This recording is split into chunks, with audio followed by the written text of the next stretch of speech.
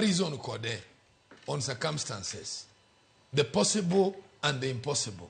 Case benane nyakutim ingeni law matia neno kapodi konwango kapoko capture expertism. Kidikita kum daktachi sani tibro nwanka daktachi betiga sa team.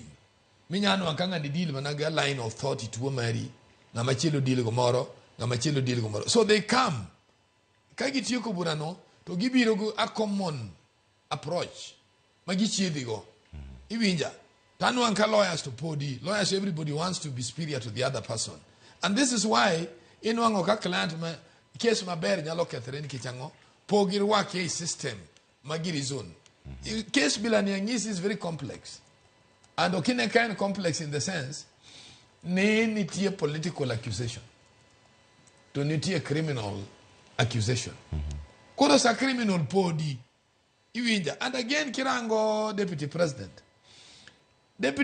no gore gi jok mogora ga go worldwide iwinjo Cleophas iwinja ka jo America biro gato mako ji kata ibich kabla go bodhigo jo FBI intelligence is never questioned and they can mess you ke ginjo monge up to the under the bed kono jibela go kimuom rigo iwinja ginjo mayu kava kain watch to do woyo kama gidag bende wegi ke after all in kanyo for a time table of the committee makanya kama ponono weche no chako yes, bageri yes kano chako donjele the institutions enenga mabeti security council ma is privileged to question anything in that meeting tokotamare to no better as a man he walks away to en kano jogi poko mese jogi kuraka pro mese jogi poko mese he's joking around. He should look all worldwide.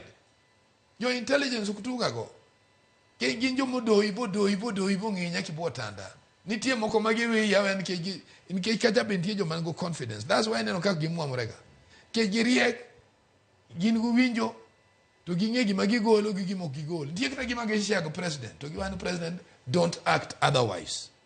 Mine is just a privilege information. Debe ni mana gimo mio poko winjo duonda William Ruto weche giduto poko mule ingeni Cleophas, this is a profession. Koro kinyal doya many doing everything. One go knowledge.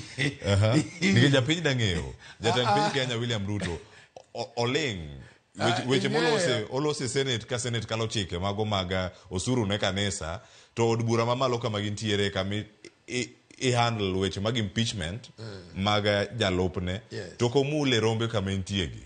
The good thing is listening. Yes. Get you not listen to the experts. You know, presidency nyabe no ten that, but the seat is bigger, so he has to practice fatherhood. Iwinja, en ngama winjo weche mangeny, inyalo winjo kata wach moko ni jodonj, but you can't share it with anybody. So Gachagua, the DP, en manchoko ngeo kuonde monyono kamone gonyon, and kain gwachi an area me have a privilege me sit on. Please get self-restraint. Mondo gimi dwaro no the watch mani bura kacha. We watch a walk. So Gachagua nene dio I think ne kolan serikali maber. Nikeche beda civil servant the first thing yen nyaki be disciplined. Mane milion civil. Yen jog wacho lo gaher nyakato. Kech mokwongo wa magi privilege wacho lo gi osara matin to gitiyo no mangeny. Emo mi chulo pension nyaka githo. Kada japuonjwe ne go akuguni en ngama wacho lo pension nyaka to nikech no puonje ji bobedo mariek boloso piny daktari monde go serikal no chiedho ji bokwo ogero piny wacho lo gi pension. So the truth of the matter is we have a very good court system.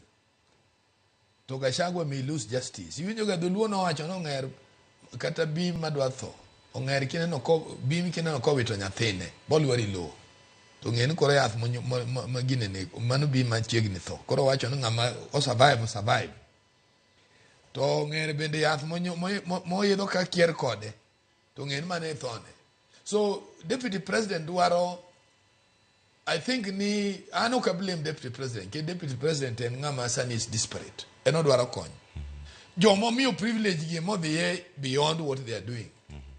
Mane gi million level of expertise. Gidwari como kuthengi, and they must practice even on their own to deputy president bero kacha Korako wacho no awinjo ka ngane cha wacho point. Why don't we go with this point? Why elaborate your point? No, not to give to file so many applications. Masama kuro nego winja applications go to nwanka ne kodo so deal kodi. Kuro kada orders modwara ko be yodo. So I would advise ni let him embrace